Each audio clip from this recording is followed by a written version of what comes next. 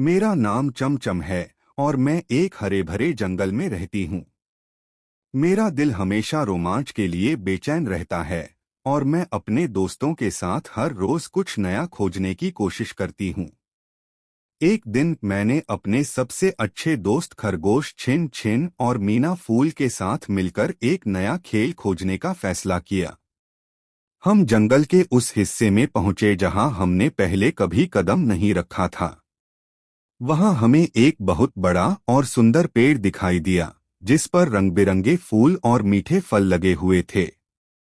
मैंने अपनी पूंछ हिलाई और कहा, आओ, हम इस पेड़ पर चढ़ते हैं और देखते हैं कि इसके ऊपर क्या है। छिन छिन ने थोड़ी सी झिझकते हुए कहा, मगर चमचम, यह पेड़ बहुत ऊंचा है। क्या हम इस पर चढ़ पाएंगे? मैंने हंसते हुए कहा, डरने की कोई बात नहीं, हम मिलकर यह काम कर सकते हैं। हम सब पेड़ पर चढ़ने लगे। मैं सबसे आगे थी, मेरे पीछे छिन छिन और फिर फूल। जब हम पेड़ के ऊपर पहुंचे तो हमें वहां एक सुंदर दृश्य दिखाई दिया। वहां पक्षियों के घोंसले, तितलियां और बहुत सारे फल थे। मैंने एक मीठा फल तोड़ा और अपने दोस्तों को दिया।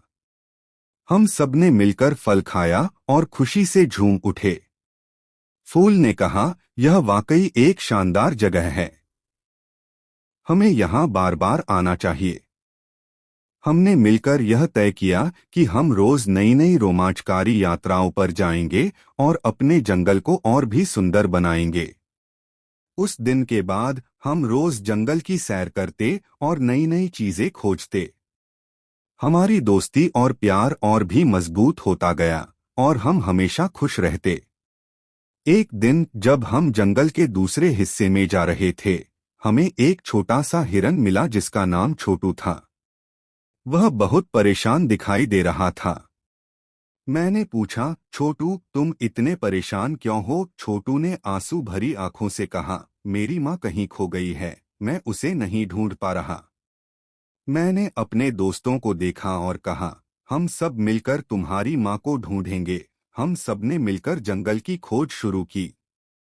हम विभिन्न जगहों पर गए, विभिन्न जानवरों से पूछा, लेकिन छोटू की माँ का कोई पता नहीं चला।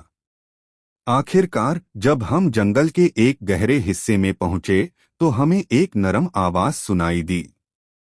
यह छोटू की माँ की आवाज थी। वह एक छोटे से गुफा में फंसी हुई थी। हम सबने मिलकर गुफा के आसपास के पत्थर हटाए और छोटू की माँ को बाहर निकाला।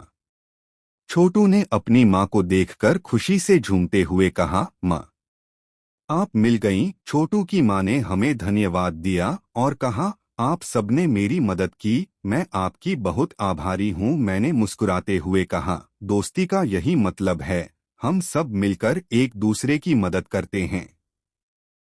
उस दिन के बाद छोटू भी हमारे समूह में शामिल हो गया। अब हम चार दोस्त हर रोज जंगल में रोमांचकारी यात्राओं पर निकलते और अपने जंगल को सुंदर और सुरक्षित बनाते हैं।